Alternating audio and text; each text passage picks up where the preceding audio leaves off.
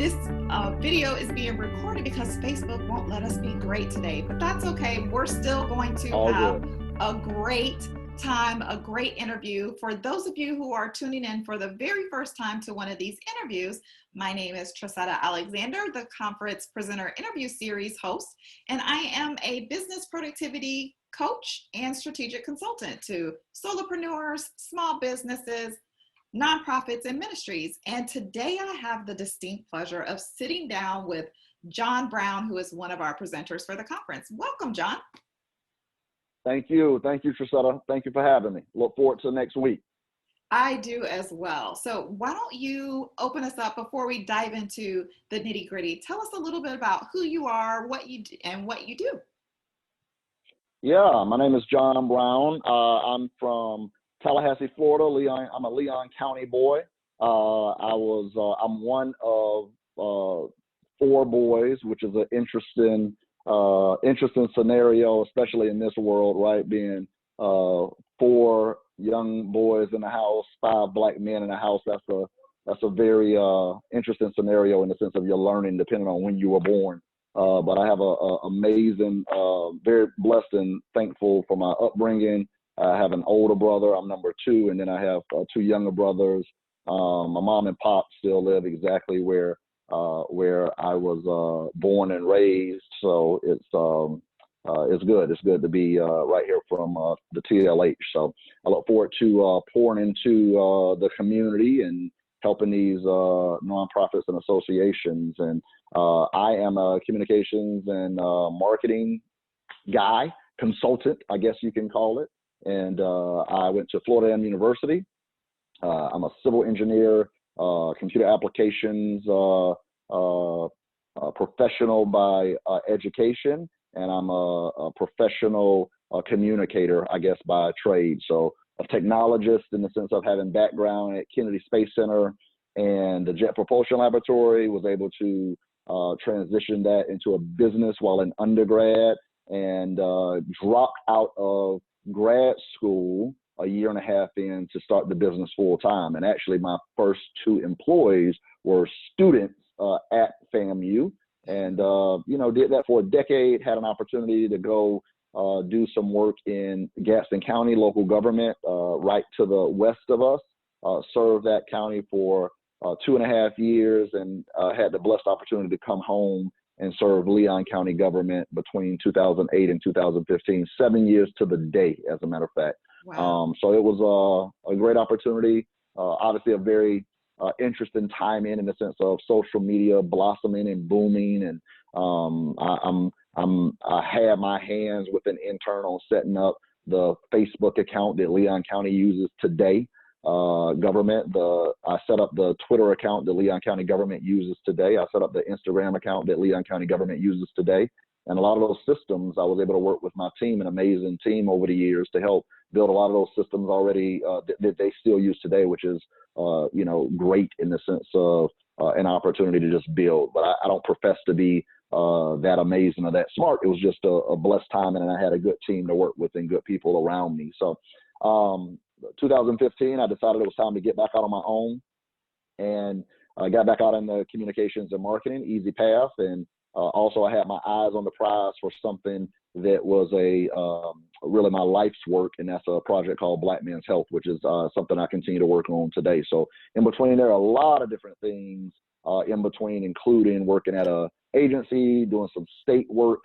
So working at an advertising agency, but also working at a state agency, as well as working with a very small yet mighty team to launch the Florida Jazz and Blues Festival. So yeah, man, a lot going on. Chasing this beautiful woman around the house and trying to keep up with these three young men has our hands full and never a dull moment.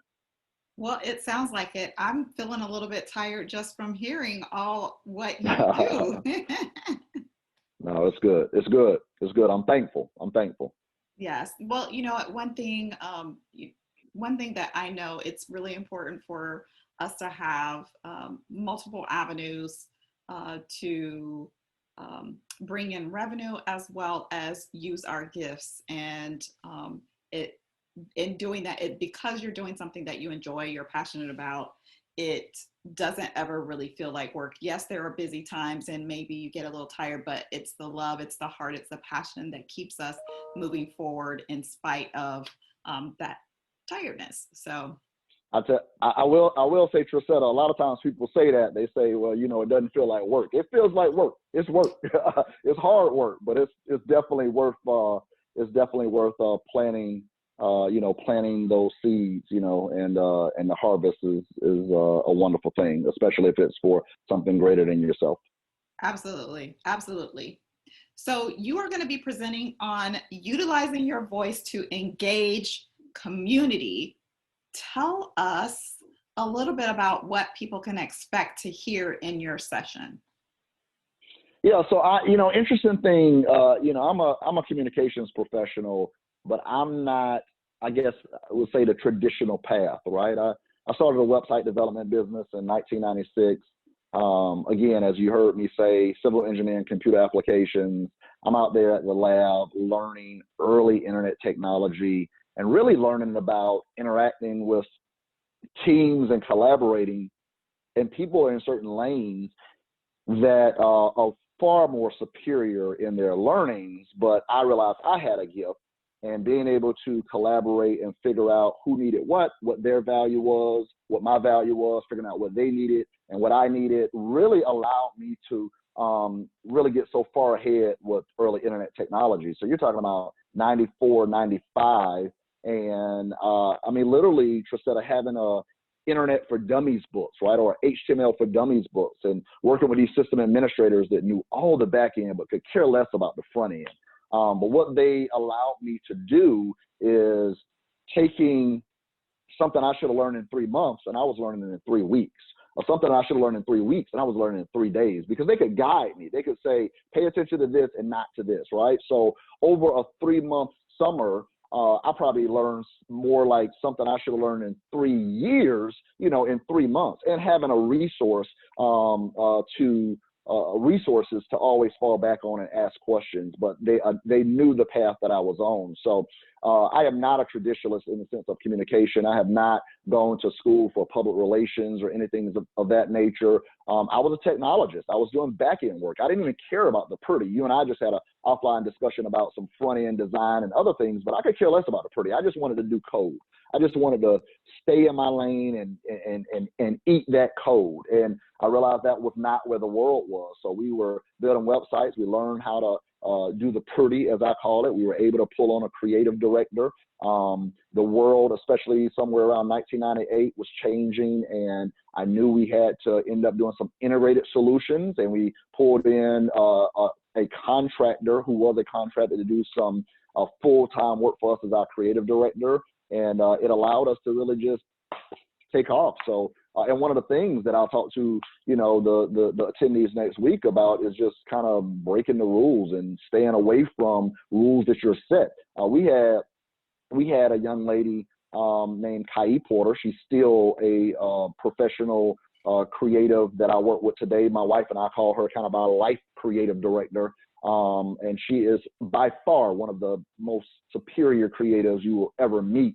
But it's funny because when we hired Kai, one of the things she said to me maybe 2 days before starting is like, John, I don't know anything about website development. And I said, good, good, right? Because I knew her skill set, and I also knew that it would get the folks that were already working in website development, it would make us have to take what we know and just break every rule that we could so we could get better. When I sat down at a computer back in the day, I already knew all the rules. So coming to the table, I understood the parameters and what I could work within. And she crushed all of that. I remember my technical director coming to me and coming to my office and saying, what is this? Like, we can't do this. Like, we absolutely can do this. You got to get better at what you're doing. You got to get better at who you are. I got to get better at what I'm doing. I got to get better at who I am. And those lessons, man, because as you can imagine, Tracetta, those are purchased lessons, right? When you buy those lessons, you never lose them. And it was great timing in the sense of, you know, I had to learn traditional print and marketing. We purchased a lot of those lessons also, but all of this stuff was integrated before I even knew what to call it. It was integrated marketing. Along the way, obviously having that Gadsden County experience and moving into a role of communications, I learned a lot of core communications, core public relations, which again, a lot is about networking and relationships. So while person X might have a degree, can they go and sit on somebody's couch and have a full-blown discussion with them at 10:30 because there's a crisis brewing and we want it not to be a crisis, right? I always live, especially in communications, I always live by the rule of let me put out the fuse while it's real little up here before I'm like diving on top of the bomb over here to, you know, save the masses, right? And at the end of the day, it really doesn't matter where along that path you can cut off that crisis, as long as there's not blood and guts on the wall. At the end of it, you've been successful, right? So being able to even identify that crisis up front while it's a little spark is crucial, but all of those things can be so helpful for nonprofits and associations in your daily life, especially in the sense of just breaking the rules. I've worked with so many, I have worked with so many nonprofits and associations over the years, just helping them get out of their own way, right? I mean, so many times people are just believing that this is who we are, this is what we do, and all of that's true, but that has no relevance to me as a supporter, as a contributor, as a somebody that can benefit you through my time, my treasure in the sense of funding and resources, my contacts and connections. Make it be relevant to me. And some, especially Trissetta, as you can imagine, you know, here I am again. I told you I got a chance to meet my wife. Was blessed to meet my wife in 1995. We started dating in 1996. Were married in 2003, and the little men came not even shortly after. We make priorities every day based on our time, right? And those things that are important to us. And if organizations think that is any different, then they're mistaken, right? If something comes in front of me, I don't care if it's electronic, I don't care if it's physical, I don't care if it's you know, in the mail or in my email or on a website or digital, social, whatever it is, I'm choosing to give it my time. I'm choosing to give it my treasure. I'm making those decisions based on everything else that we have going on right now in our life. And the people that figure out how to get out of their own way and be creative and be relevant and touch somebody and make themselves of value are the people who can figure it out and be very successful. And if you can figure out, as one of my advisors and mentors say, if you can figure out how to get my money out of my pocket for your benefit, you're doing good, right? You got to get, these organizations got to figure out, especially on the fundraising side or support side or whatever, how do I get my money out of Trissetta's pocket? My money is in your pocket. How do I get it out of your pocket for our benefit? And if you can figure that out through great communication, through real engagement, through authentic, you know, connectivity. And I don't even like the word authentic, because my thing is, I think if you're being authentic, you don't have to say you're authentic, but I know that's a word we use. But just being real and transparent and just being creative in that process. Obviously, working in local government, you can imagine that you know, at times it's difficult to do something unless there's precedent set. And I was, again, blessed to work for, you know, in Gadsden County. We had great leadership, but we were also fiscally constrained. So you just had to be creative. We had license to be creative because we didn't have a whole lot of resources. And that's people, money, et cetera. So we could be nimble and be creative. Leon County was a much larger structure, but still, and again, great leadership, but you had to figure out how to, map the path out with so much structure in place and with so many complexities in place in the sense of people. So there's a great opportunity to be bold and having great leadership that can support you in that, but also you can blaze that path and you can set the precedent if you can figure out how to communicate it and make sure people understand it. And there's a path forward to that. And a lot of these organizations and associations have to get out of their own way. I will say this. I'll leave you with this, Tracetta. And I probably will put this example in. We had a special event, a fundraiser. You could call it a fundraiser. It was not by any means a traditional fundraising event at all. It was so non-traditional that we were fighting with the board of the organization to even allow them to be great, using your language, allowing them to be great. But they just couldn't understand it. If the organization was struggling at the time, how are we going to have this event and have all of these hundreds of people? We're so used to having this event in this standard format. How are we going to have it in this new format and it be successful? We're so used to communicating from ourselves as ourselves. How are we going to put ourselves to the back and put something else to the front and people understand that we benefit, right? And at the end of the day, we were able to convince them and it was super successful. But if Letitia and I are trying to make decisions, pre-COVID and preferably post-COVID, when we can get back into the world, if Letitia and I just want to go hang and go to something that's fruitful for our spirit and relaxing and kind of decompressing, we might just want to hang and enjoy whatever the activity is. It doesn't necessarily have to be tied to organization X or benefiting organization X. It might just be fruitful for us. The fact that it benefits an organization is even additional. It's icing on the cake, right? But for a lot of organizations, they need to be front and center, and that really hampers their ability for Letitia and I to even hear, oh, look, there's a cool creative event coming up that we want to go to, because they're trying to stack the deck with 55 issues of their vision and mission and all of that good stuff. And, truthfully, in some situations, I don't even care about that. I just want to go to this cool, dinner on the bridge. I just want to go to this cool, salsa event. I just want to go to this cool pancake breakfast and hang out because it seems cool for me and my family. And the fact that it benefits the local, Boy Scouts or the local homeless shelter or the local cancer or organization, whatever it is, that's just additional, right? So, those are some things that we'll talk through and talk about, and really just understanding how to move and maneuver in a new spirit of boldness and abundance, and really reaching your audiences that can help support you in those goals and in those goals and paths forward. Listen, you just said so much in the last few minutes. I just want to pull out just a couple of things, because I think it would be very easy for those watching to kind of miss some of the underlying messages in what you were sharing. One, where you were talking about being a rule breaker, right? A lot of times we think that because this is the way industry says do things, that's the only way things can be done.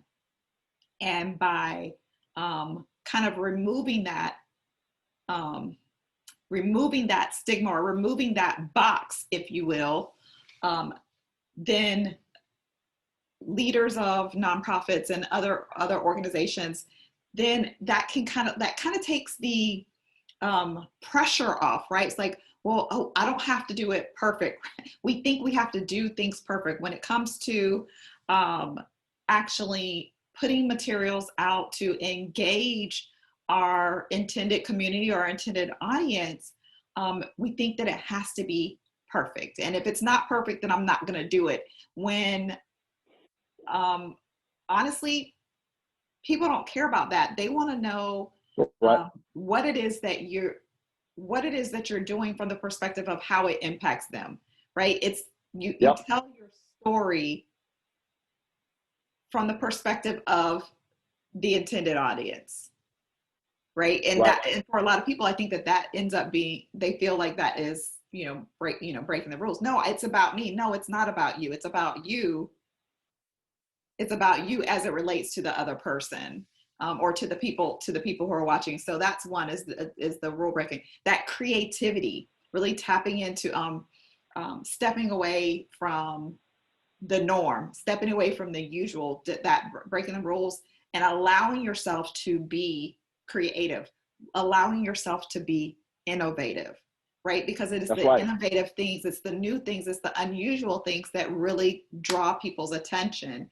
And so I think we, as adults, a lot of times we lose a lot of that creativity and that risk. We do.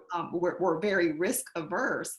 And so if we That's can right. step away and and allow ourselves that space to dream again, to be bold again, to dream, be bigger, bolder, daring, courageous Yes.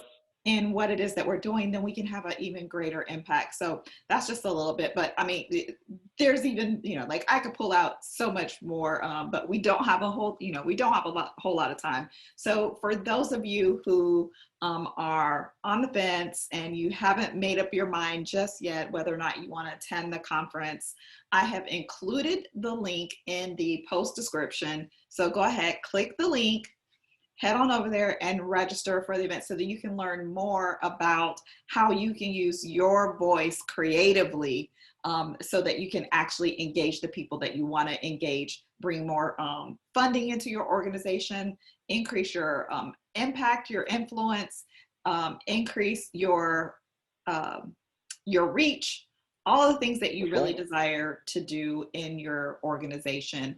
And I know, John, as you can hear, John brings a wealth of background and experience, and I know that you are going to enjoy his session as well as the other sessions that are there. So go ahead, head on over to the link in the post description and register today. Registration closes on Monday. Monday is your absolute last day to get registered for to attend live. Now we will keep the all access pass that will remain open for a little while beyond the conference, but Monday is the last day to get it at the current rate. It goes after Monday, the rate goes up $50. So save that money, go ahead, register for that all access pass, even if you can't attend live, and we hope to see you in the room. John, thank you so much for joining me today.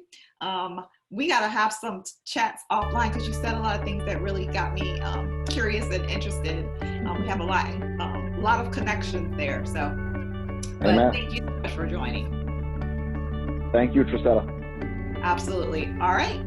I will see you all back here a little later today for our next presenter interview.